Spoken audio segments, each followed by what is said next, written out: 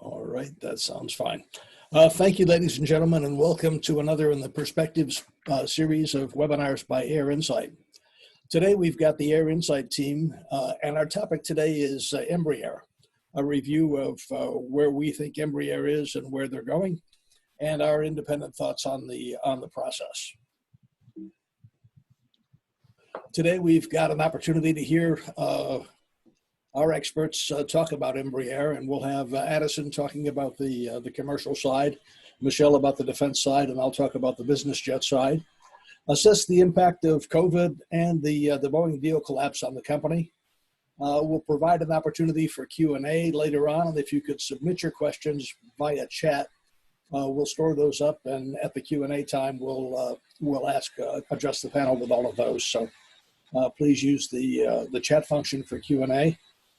And hopefully we can promote some further discussion about Embraer and its future performance today. Today's panel starts with me. I'm the president and co-founder of AirInsight. I've been in the sector for more years than I'd like to admit. Prior to AirInsight, I ran the RV Group, a boutique consultancy, was vice president of technology management at Battelle, and headed the global airline and aviation practice at Arthur D. Little earlier in my career. I'm currently on the board of Nanotech. I was formerly a board member at Dexmet, Liberty Aerospace, Avatar Alliance, Ion, and Giro. And I've been around for quite a long time in the industry. My colleague, Michelle Merlizo, who heads our AIR group, Director of Market Analysis in Commercial Defense Markets, which is a handful of, instead of saying our guru for forecasting and analysis and special services. Michelle's been around the industry for 25 years. He's responsible for AIR and its strategic analysis and initiatives. He's managed a number of products and campaigns and reviewed everything formerly with Frost and Sullivan. Many, Michelle is one of the frequent conference speakers and a leading light in the industry. Addison Shanlin is partner and co-founder of AirInsight Group. He follows the commercial aviation section well and handles our AirInsight blog, as well as a lot of consulting activities for our clients. And Addison will talk about the commercial side of Embraer. He's a native of South Africa, holds a couple of degrees from the University of Cape Town and an EBA from Rushmore. Thanks for being with us. Today, we'd like to start off with Embraer Commercial, so I'm going to turn it over to Addison to give you his independent perspective on where Embraer is in the regional and commercial jet market. Addison, over to you.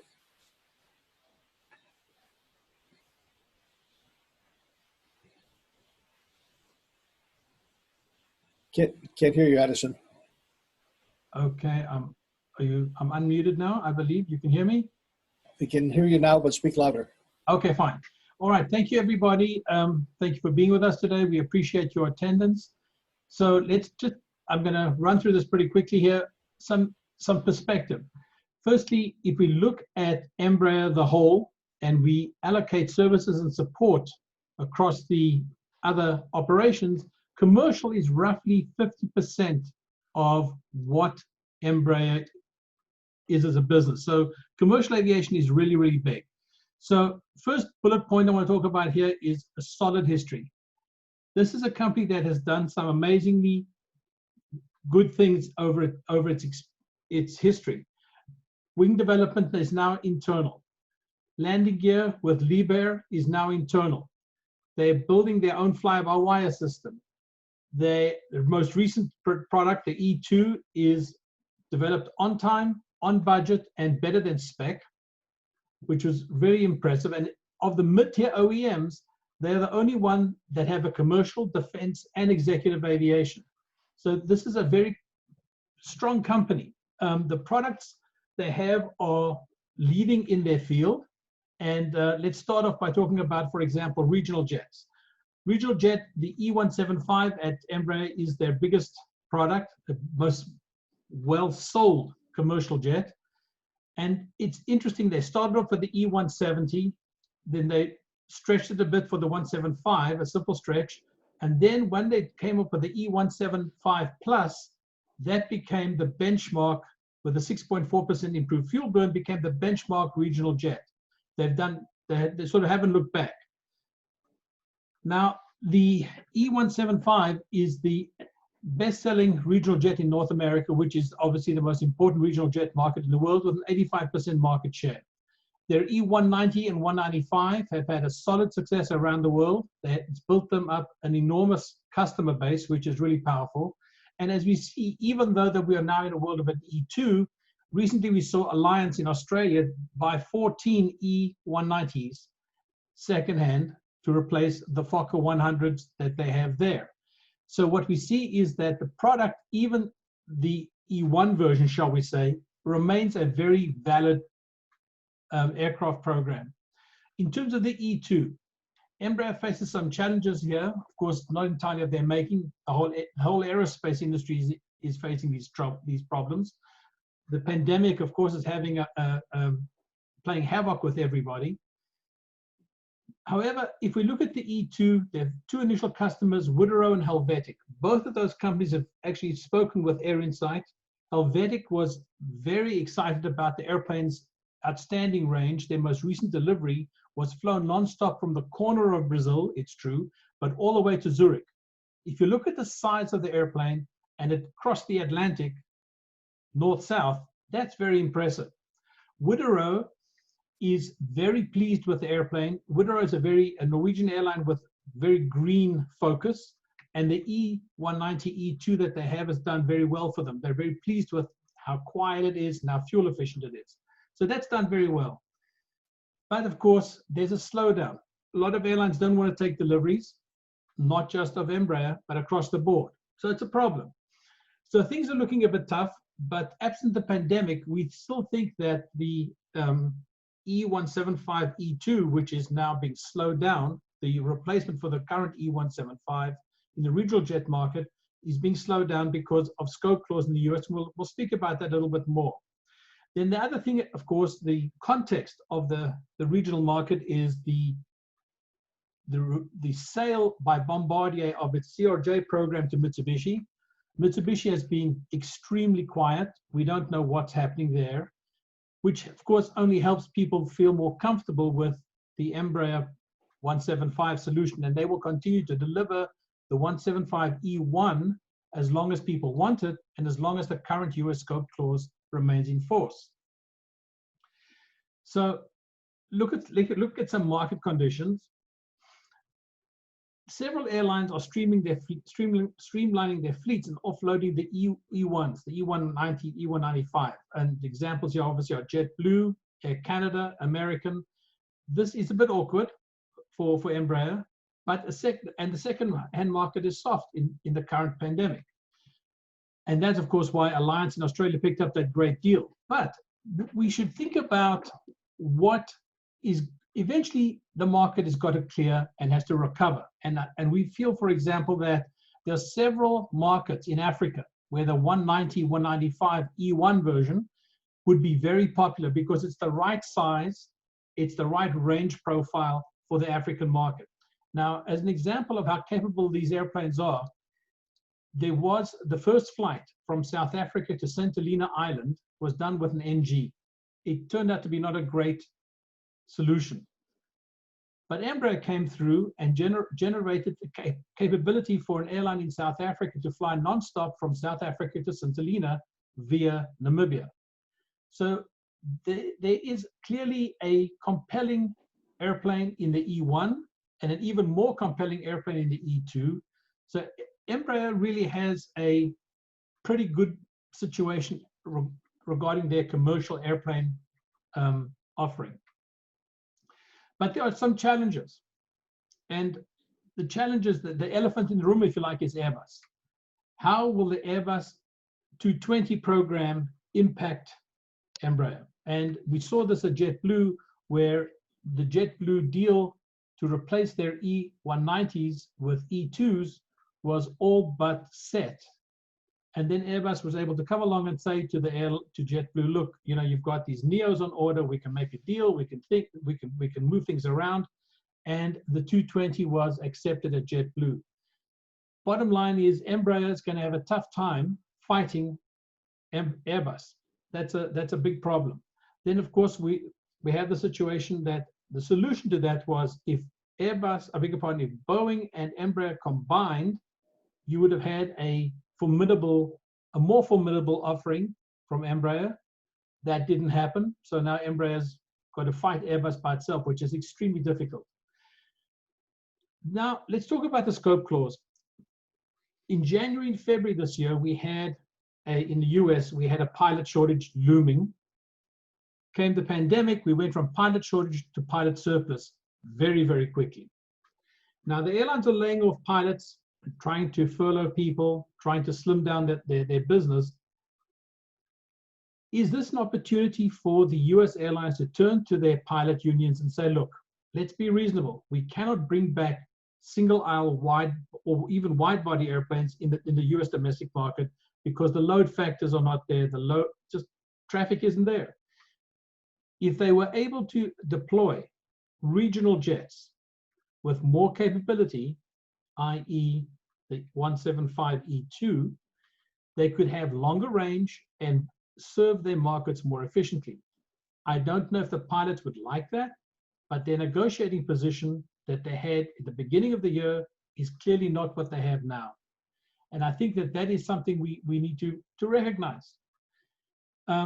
Let's do a quick SWOT here. The strengths for Embraer are clearly its people with tremendous skill sets and creativity and productivity. That, I don't think anybody would argue, is a compelling strength for the company. The weakness for them right now is lacking scale because they are competing against Airbus as an example. It's very difficult. Opportunities, well, here's something that people probably overlook. Sustainable aircraft as an example.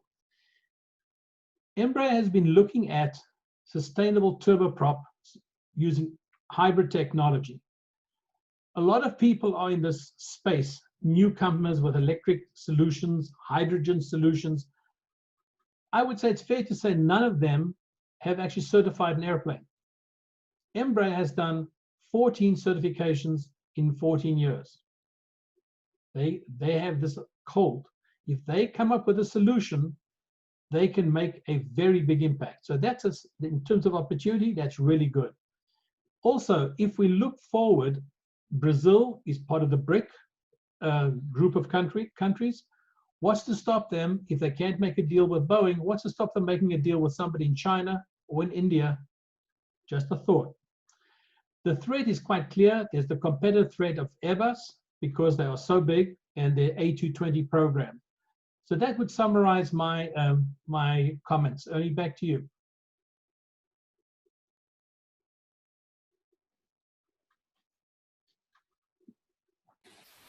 Thanks, Addison. And now we'll return to Michelle, who will talk a little bit about the defense market at Embraer. Michelle, I'll give it over to you. Thank you, Ernie. I hope the sound is okay on your end. Today, I'm going to focus, as Ernie indicated, on some elements of the defense market for Embraer, and also, as a whole, look at the top-level corporate strategy for the enterprise over the next, 10 years or so, and propose to you a fairly restricted number of potential scenario. Of course, we could go on and on about the potential scenario that could be affected Embraer, but in this case, for the sake of this event and the limited amount of time that we have, I've picked up 3 potential scenario that I'm quite certain could trigger a pretty productive conversation. So, Ernie, if we can go to the next slide, please.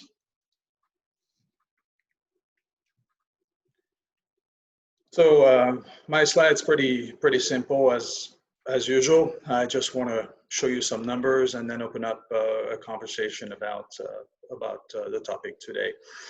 As a whole, I think what is particularly striking is how steady aircraft production has been at Embraer over the past 12, 15, 20 years, as a matter of fact, especially since the introduction of the E-jets to market. It's a company that I think can be characterized by a prudent and conservative approach and very methodical, as Edison has pointed out. Their record of performance entry in service has been pretty decent if we look at other OEMs in comparison. So, of course, you see the drop in 2019. You could remember previous events that we have organized since the beginning of the pandemic. This is a global trend, of course. This doesn't characterize Embraer at all. We're going to see a drop. There's going to be a drop in business aircraft delivery, and you will address that. There's been a significant drop in commercial aircraft production. On the defense side of the equation, the output at Embraer is usually fairly limited on a yearly basis. We're not talking of, pushing 100+ aircraft annually. We're talking in, teens of 20+ on occasion. The Ipanema, the agricultural aircraft, is also from a volume standpoint, from a production volume standpoint, is a decent chunk of production. So when you look at the breakdown from a production standpoint, again, we're not looking at revenue shares here from production standpoint. You see a fairly balanced, enterprise between business and commercial aircraft over the next 10+ years, with defense at 6% and utility aircraft around 8%.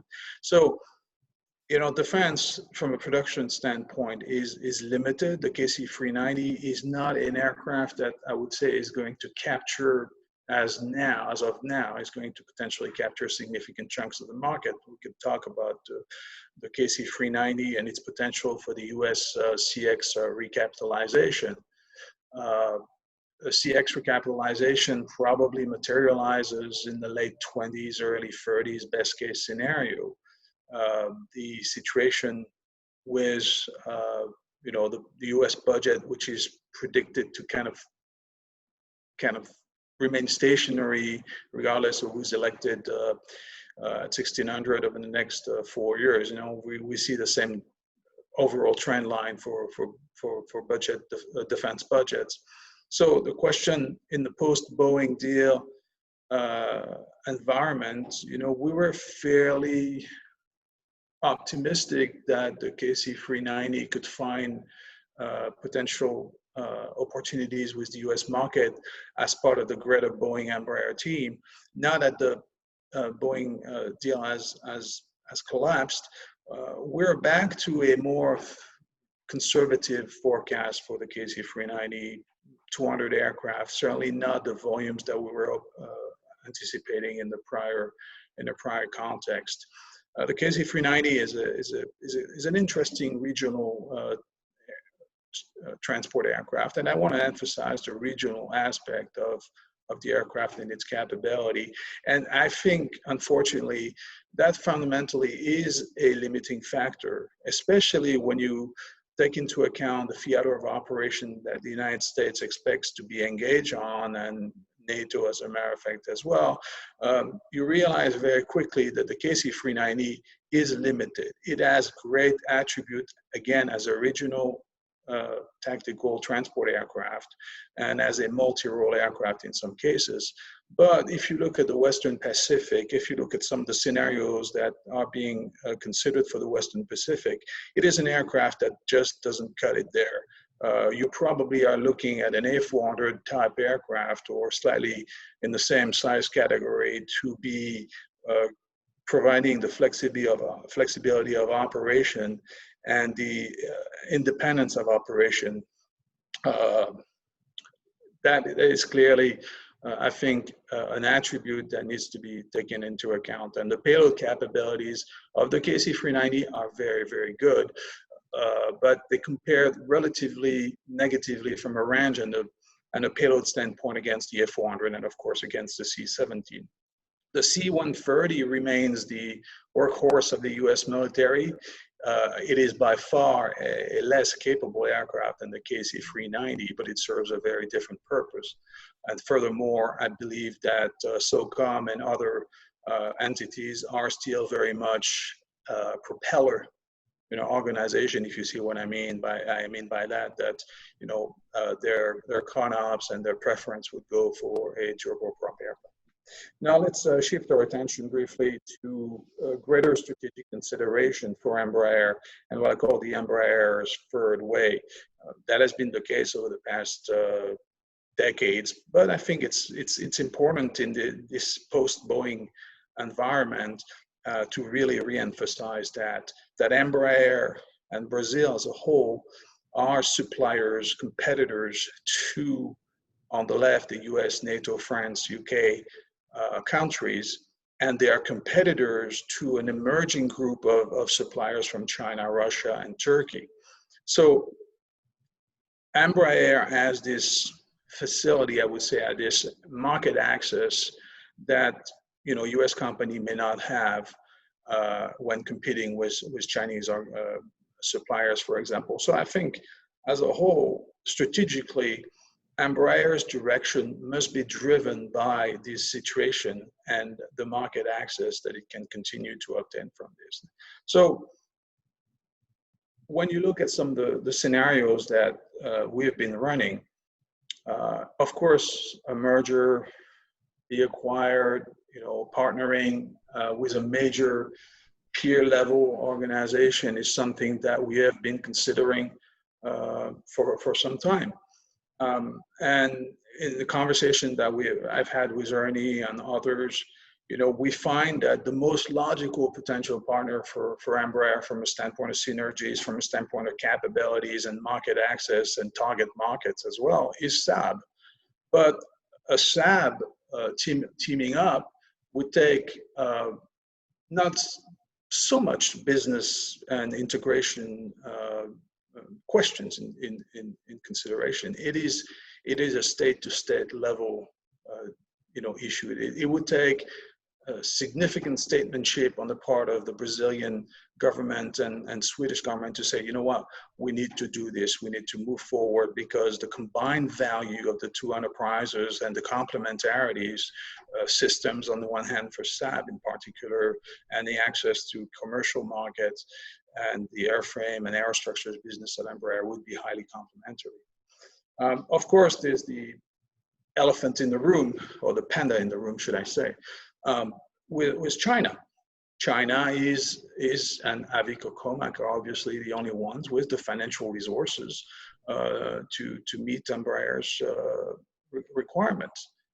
But China is an evolving problem, especially if you take the United States and the European Union into account. So I think we will go into the issue of China, and I would very much like to have Ernie join in this conversation, but it would have a massive negative impact, in my opinion, for Embraer's market access in the United States in particular. And I think the benefits of a teaming up with China are clearly outweighed by the impact on market access in North America. And the third potential scenario, remain niche, really look at targeted acquisition complementary to what Embraer is looking at. So, based on a product development strategy, E3 and potentially other platforms, bringing capabilities that are more driven by systems requirement and the evolution of aircraft systems architecture. So could Embraer go to a system suppliers, or Thales or somebody else? It creates a lot of problems, not just from an integration standpoint, but it creates a lot of problems for those companies with their relationships with the current OEM. So it would create problems with Airbus, it would create problems with Boeing. So you see, there's no magic bullet, basically, for Embraer. The strategic, they've had this niche approach. They have had a very successful way forward in their comfort market, and they know where they belong And that's something I think that will drive the strategy at Embraer for the decade ahead. Thank you.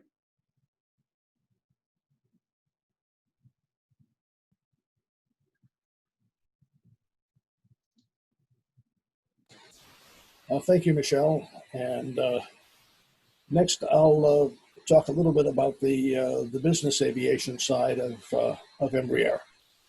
And this has really been a remarkable growth story from startup just at the turn of the millennium. First deliveries in 2002 of basically VIP jets that were VIP versions of their regional jets, starting with the EMB 135, later with the Lineage 1000. But they've had remarkable growth in the market, and that began with the introduction of the Phenom, which has been the best seller in its class, I think 8 years running now, perhaps 9. And they delivered the Legacy, which just last year was reintroduced as the Praetor with extended range. And that really demonstrated responsiveness to customer needs, and people talking to Michael Malfitano and his team saying, gee, this is a great airplane, but if it had more legs, this would be perfect for our regional business trips and just the right size. So Embraer put a few thousand miles more range on the airplane and really made that into a responsive action for its customers. And I think that one will also do well. Through 2019, Embraer has basically gone in the last 20 years from zero to a top 5 competitor in the business jet market. And what the old Hawker organization lost in terms of market share, Embraer appears to have picked up in terms of the gaps in the marketplace. So Embraer is now in a fairly solid position in the business jet market and is a major player. If we look at what's happening, their market share has gone between 15 and 19% in recent years. It's a little bit off in 2019, but it'll be certainly off in 2020 as everyone in the small and medium-sized market is suffering compared to the larger intercontinental jets. But the market is coming back. And the good news is that just last week we had, I think, a couple of days where the number of flights in the U.S. domestic market for business jets hit where they were in 2019. The international market, of course, still remains difficult because many of the international players' borders are still closed. So we can't go there anyway, business jet or commercial jet, if you can't get in the country. So the market is rebounding for business aviation in more of a V shape, whereas the airline looks like a long, nice Nike swoosh market. So I think we're going to see a return to normalcy in deliveries starting next year and really picking up in the third and fourth quarter. Embraer has refocused its product line and is now focusing on 4 basic models: the 2 Phenom models at the low end of the market, and the two Praetor models. They are eliminating some of the models that were derived from commercial aircraft. So the Lineage is being dropped, as is the largest Legacy model, and exiting that VIP category allows them to refocus on the core strategy. We think that's probably a very good thing, particularly since the company has really strong product development skills. They turn out new models. They've upgraded the product line pretty consistently over the years. The 300E is the latest model, and just last week they introduced an air ambulance version of that aircraft. So they're looking at the versatility of that product, as well as focusing on how to increase their market share. So I think we've seen in business aviation in recent years that new models drive sales, and there's a little bit of a spike and then a letdown in sales for after the new model is introduced. So you need to reintroduce that spike and give people the latest and greatest, which is what the wealthy and the egos behind business jets really want. So if you want the latest and greatest, you have to create the latest and greatest. And that blends well with Embraer's strong product development skills that allow it to produce airplanes on time year after year. In terms of where we go, Michel has provided his forecast, and it's changing as we go. And this is part of our. This is a screenshot of Michel's business aviation forecast. We've chosen Embraer among the manufacturers, and we've got in the forecast almost everyone there, and the various models that we see for the company. So the forecast basically shows a bit of a drop in 2020, as everyone will undergo in this business. Probably 40% drop for the small and medium-sized business jets, and a 30% drop for the larger ones. Coming back up pretty quickly in a V shape, and then leveling off again over the next decade. The backlog for Embraer on August 6th, which is when we put together the last time I put together some data, had 107 units in backlog, 80 Phenoms, 14 Praetors, and 13 legacy models that are still to be delivered. By comparison, Cessna's backlog was only 43 units, and Cessna usually produces a lot more airplanes than anyone. So the backlog is not bad for Embraer right now. It's a year's worth of production, which in the business aircraft market is fairly decent. So we think the outlook for business aircraft at Embraer remains pretty good. There's a solid management team, solid skill set to update those models, and a good worldwide presence and marketing team. With that, I'd like to change our view here and bring back the panel, and start a little bit of discussion on several issues. So let me stop sharing the screen here, and we'll bring up our team and talk about some issues. First one is there are rumors of an E3 turboprop. What could that E3 look like from a technology standpoint in either a 2025 timeframe or a 2030 timeframe? What technologies are different? Addison or Michel, would you like to take on that one? Okay. We know that from several air shows. Remember those things we used to go to in the summer? We used to do these things called air shows. The last Paris show, John Slattery, then at Embraer, spoke about an interest in a hybrid-powered turboprop, but he pointed out at the time that the technologies, and I guess what that would be is engine technologies, because as you know, engine technologies drive everything, that absent a hybrid solution, he really didn't have an airplane to bring to the market. And obviously, shortly thereafter, we heard about the Pratt & Whitney Canada project, where they were doing a hybrid on a de Havilland Dash 100, Dash 8 100, but that's also gone quiet.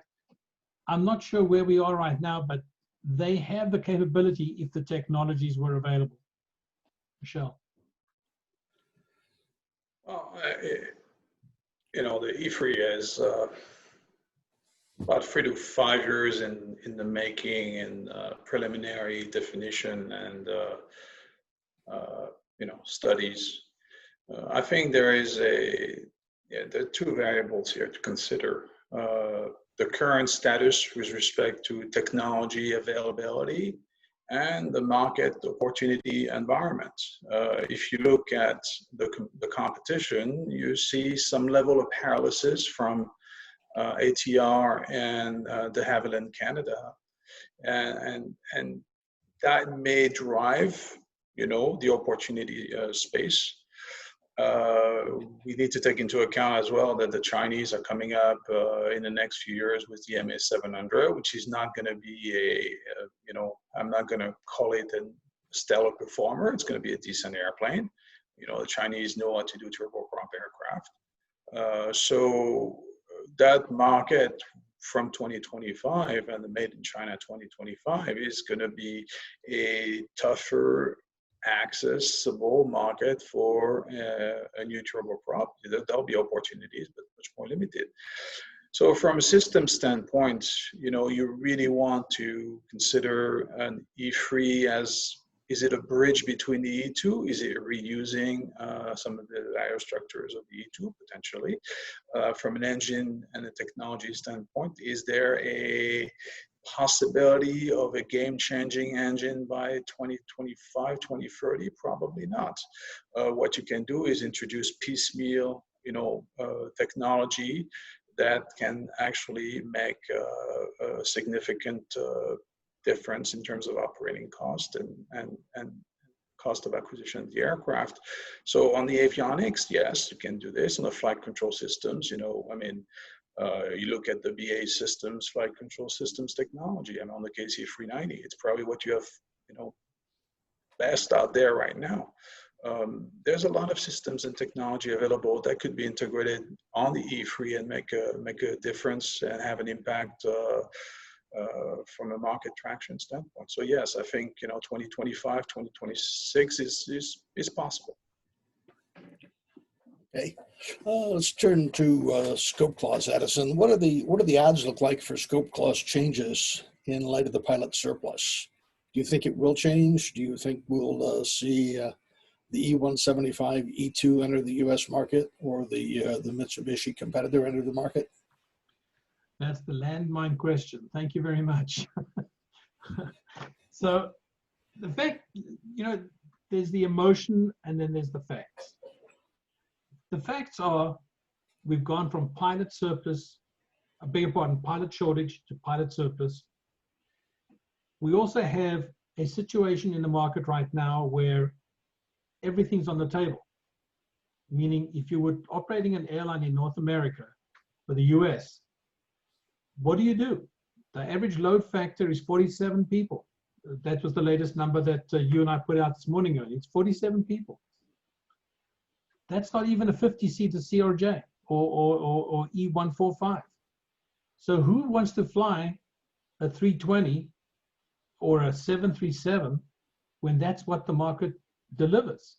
If you and I were running a network airline, we would have to say, guys, that's what we can sell. And it's limited, very limited in terms of where can we move these people. So I would say that this is a great time for us to revisit scope clause amongst the US airlines, because quite honestly, they've got these ratios, they've got all kinds of deals, but the pilots don't want to let go. As for them, it's, as they call it, religion. They don't want that to happen.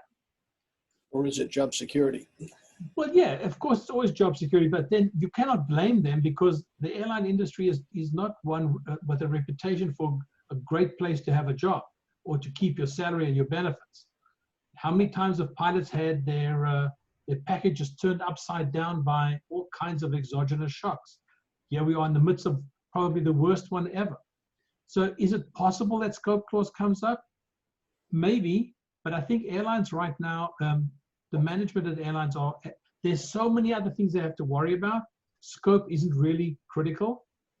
But I think if we go forward and we start saying, well, look, we've got to rationalize our fleets. We've got to make things work. And we have to get our cost structure to match better the traffic. We might get to a stage where they say, well, I need a longer range regional jet. And what does that mean? Well, it's the E175, E2. And I don't know where Mitsubishi is with their space jet now, because that's been put on the back burner. But the space jet would potentially also be a longer range, more capable regional jet. So it's a murky subject. We don't know. And then whatever I'm saying is speculation. Right. What about China, Michelle? We spoke of China before. The potential for locking out some of the U.S. market. In the time COMAC took to develop the ARJ21, about 14 years, Embraer delivered 14 new airplanes. So there's clearly something there for the Chinese that they need, which is the ability to develop and certify airplanes a little bit faster and on time, and that capability. Could or should COMAC seek a strategic partnership with Embraer? Well, I mean, before you can run, you're going to start to walk, and that's what the Chinese are doing. So I think, you know, to try to go too fast, and if you take into account the particularism, the uniqueness of the Chinese Certification Authority, and the uniqueness of the Chinese business and its intertwining with the political apparatus in the People's Republic, you know, it's always dangerous. And I hear other analysts comparing China to Western European and North American companies. It's not the way it works. Okay, trying to compare apples to apples doesn't work, and the Chinese goals are very different. And therefore, you should have a pair of Chinese goggles when you examine the strategic objective of Chinese companies like Comac and Avic. That said, it is very clear that, yes, there would be advantages for Comac to team up with Embraer and gain further market access. But I think we just gotta turn the page on all this, you know, Chinese participation in Western European, North American markets. Sorry, I mean, let's unfortunately, you know, come to the realization that's what is happening with Huawei, what is happening with WeChat, Tencent, and TikTok is the preliminary indication of a changing relationship between the United States, Europe, and the People's Republic. And we can regret this, like I do, or we can say, you know, it's about time. That said, I am very concerned about a potential deal with a Chinese company for Embraer. It, as I said prior to this part of the webinar, it introduces all sorts of issues in Embraer's ability to access programs, markets. As we move deeper into the decoupling of the United States and the Chinese economies, it doesn't take, you know, 1 or 2 years. It takes 10, 15, 20, 30 years for this to happen.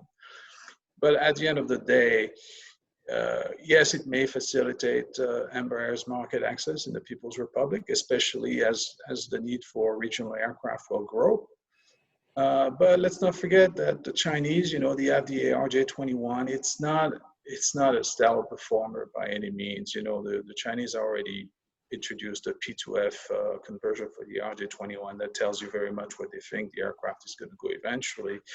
But it is very important for Embraer to really keep the 20, 30-year strategic mindset. You know, yes, over the next 5 to 10 years, yes, there would be opportunities for the E-jets in particular to access the Chinese market. But beyond that, you know, everything is going to be on the table. The relationship with China may or may not be something that generates the intended results for Embraer. So I'm one to think that, yes, the Chinese near-term, you know, attractiveness is real, but from a standpoint of long-term strategic value, it is a very risky proposition, unfortunately. Well, thank you, Michel. It's, I think, time to turn over to our Q&As. So that's the next step for us, and we've probably got a number of them in the chat. So let's start a question. Good evening from Europe. The issue for existing airlines is the issue that while the aircraft might be perfect now, once traffic recovers, they expect to use A320 and 737 families for which they have the supporting environment. Your thoughts on that, guys? Well, sure, of course, but no one has, the recovery isn't there yet. And the fact is, Embraer has been talking about this for the longest time, right size. They have the right size, right, for certainly regional markets. And if we think about, for example, in the US, most domestic flights are 800 to 900 miles. That's well within the range of an E175. And I would suggest our guest from Europe points out, you know, he's from Europe, and I would suggest that an airline like KLM will find lots and lots of use for their E-jet fleet. And it's more effective than the 737 family that KLM flies for most, if not all, their segments now. Okay. Question for Addison. Addison, what must happen before the E-175-E2 will break its lack of orders? If the E-175 is so successful, why the E-75-E2 is not? I'm going to be careful here. Firstly, I think the E-175-E2 is entirely dependent on scope clause in the US changing to allow it. And nobody is going to be buying regional jets like the US airlines, because they represent something like 70% of the world's regional airline activity. And until scope clause breaks, there's really no pressing need. Now, that's why there's probably no take right now on the 175, although John Slattery had mentioned he expected a customer outside the US. Hasn't happened. And of course, the other thing is that the E-175 as it is today is an extremely effective product. It does an extraordinarily good job in the regional business.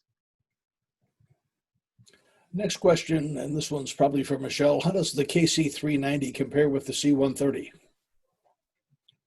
I think I've partially answered that question initially, but let's say that they're different. If you look at the range attributes of the KC-390, very attractive. The payload attribute of the KC-390, very attractive. The problem with the KC-390 is it's an unproven asset. It's a turbojet, and it's also something that when you look at it from the standpoint of U.S. military CONOPS, U.S. military operation, the C-130 is a known entity. Yes, it's not, it's a straight wing aircraft. It's an older design. It's, but it's reliable. It's there. It's a workhorse. The KC-390 has the potential to become a great tactical transport aircraft, but I think you'll find that turbojet in some operating environments can have limiting access, and from an operating the aircraft alone, it flies differently. The engine has different response characteristics, and that can be an issue in some situations. So don't get me wrong, I think the KC-390 will do just fine, but the C-130 is an exceptionally proven and reliable and cost-effective asset for now. I mean, the campaign the KC-390 has been engaged against C-130. First of all, you got the U.S. government behind the aircraft. Brazil doesn't weigh as much by a long shot as the U.S. government when you look at what happened in New Zealand and other places. So I would say, comparing the C-130, again, it's very risky in commercial and military markets. I always say that, to compare the attributes of the aircraft. These are only part of the equation that drives acquisition, that drives competition. So it's clear the C-130J is producing and is going to be with us for another decade or so. Next question. John Slattery had such great relations and sales skills while at Embraer. How does that dynamic personality get replaced? Addison, can you give us some thoughts there? Well, the statement about John Slattery is absolutely on target. He is a fantastic salesman. I've had several conversations with him over the years. He was great at Embraer. And all I can say is, for those of you who have not yet met Arjan Meyer, who is the Dutch man who has replaced the Irish John Slattery, are in for a surprise. Arjan is formerly with KLM. He was formerly an Embraer customer before he joined Embraer. He has a very similar personality, being European. Maybe Michelle's European. Well, I mean, not Europeans are created equal, I'm sorry to say. Right. Okay. But what I want to say is that Arjan is as much of a gentleman as effective as a communicator. He is also has high energy, like John Slattery. I think that Embraer made an exceptionally good choice going with Ariane. And by the way, kudos to John Slattery for building the team that he had, so that when he left, there was the talent pool to choose from. Speaking of John Slattery, the next question says, John will be a cheerleader for the CF-34 now that he's at GE. Do you think John is one of the driving forces to help Embraer keep the E175 E1 in production? GE would like to keep the CF-34 line full, especially since they would like to keep it alive for the B-52 re-engining. Yeah. Well, you can't do away with a great engine. I mean, there's no question there, and it goes beyond the B-52. And obviously, very fair point. But there are other things in the works at GE that could benefit the E3, for example. So I think John will continue to talk to Embraer very frequently. Okay. And here's a comment. I'm not sure if it's a question or a comment, but we can give our opinion anyway. If you can't fill the airplanes, you've got to increase the ticket prices. But for Europe, we talk about plummeting ticket prices. The airlines pile up corona debt. There's a lot of cognitive dissonance, and we will see more insolvencies. Do you guys agree or disagree? No argument. Cognitive dissonance is exactly what I think we're seeing across the industry, not just in Europe. Okay. Next question. E175 is the good size, but its range is small. It can't do the transcontinental flights. So changing the scope clause now wouldn't change anything because there's no E2-175 available right now. Yes, that's a fair point, but let's come back to what does the market really do? The market really doesn't. Transcon range is nice, and everybody likes to talk about it, but most of the flights don't need it. Most of the flights are around 1,000 miles. Most 737 NGs doing 1,200-mile flights. Most 320s doing 1,200-mile flights. That's just the way the world is. Now, if you're going to go ahead. Yeah, I know, but I would disagree there. In a perspective, of course, in the market recovery scenario, okay, I think we got to stop focalizing. We got to stop having tunnel vision about the now and look at their market recovery 3 to 4, 5 years down the road. Airlines are going to want to have the flexibility. They're going to want to be able to deploy their assets on, yes, in 1,000 nautical mile segment, as you point out, Addison, but also in some cases, they want to deploy transcon. That's why the 220 is a far superior product in many aspects. And that's where I think the issue is for the E2 family is the 220 versatility from a range and cost of operation standpoint. This is going to be a tough one to beat. Fair point. And if we're going to talk 3 to 5 year recovery, where would scope clause potentially be in 3 to 5 years? It may change to enable newer equipment. I think you're absolutely right. The touch point here is that word flexibility. Having equipment that can do multiple tasks efficiently and effectively. You don't want to have, you're going to need the size 9 shoe of airplanes that can do just about anything. You can abuse them slightly, and they can fit different city pairs, different markets, different range profiles. I think that's the world we're looking at. And frankly speaking, when you look at the MAX is also eventually an aircraft that gives you flexibility. So does the Neo. I know we're kind of talking about regional markets there, but it seems to me that the E2, however, it's a great aircraft. It's got capabilities. It is kind of stuck in a niche that is going to come under significant competitive pressure from the bottom and from the top as well. It's interesting you point out the range thing. Remember the E2-190 that they flew from Natal to Zurich? That's long legs. Okay, so you could say it's a ferry flight. You could say fair flight. Yeah, it's MT, whatever. Does that mean it could do transcon in the US? Well, remember the first 320s couldn't do it. JetBlue had to refuel going west in winter. A lot of their flights couldn't make it nonstop. Now it's a routine. And I think as the E2 190 and 195 mature, the legs will grow like the 220 legs have grown.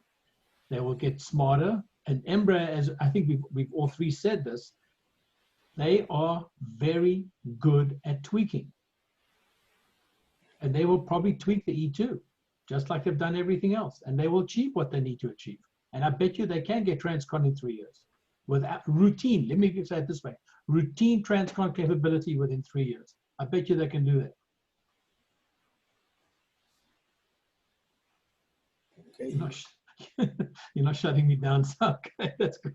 No, I'm just saying, yeah, I agree. I mean, it's possible, again, in linear thinking world, when you think about the attributes of the aircraft, yes, it's possible. But the reality is, what city pairs are you considering? Are you deploying the asset? And are you, it becomes an issue that, speculative, and we need to study that a little bit more. But, 320 and MAX are going to be formidable opponents. I know we're not talking about the same category of aircraft, but when you're critical mass of aircraft in the fleet, they're going to be as versatile as any other airplanes out there.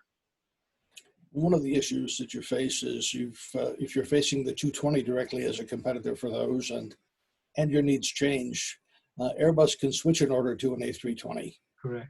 If the world changes 5 years from now, and when that order comes ready to be produced. Embraer doesn't have that luxury, and that's where the advantage of size and scale for Airbus comes into play as a competitor here. Correct. Absolutely. And to bring the point about China, what you have is your Embraer, and teaming up with Comac, you get the 919. How do you leverage that? You can't leverage that at all. Certainly not in the U.S. market, certainly not in the European market. That's why, when I think about the sales strategy of a Comac Embraer teaming up, it makes very limited sense to me. Okay. Next question. Did any of the panel listen to the Embraer Electrical Technologies lead at the Aviation Week UAM podcast or webinar last week?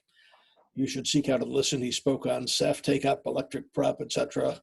He also gave an update on the Embraer prime input to the UAM AAM vehicle.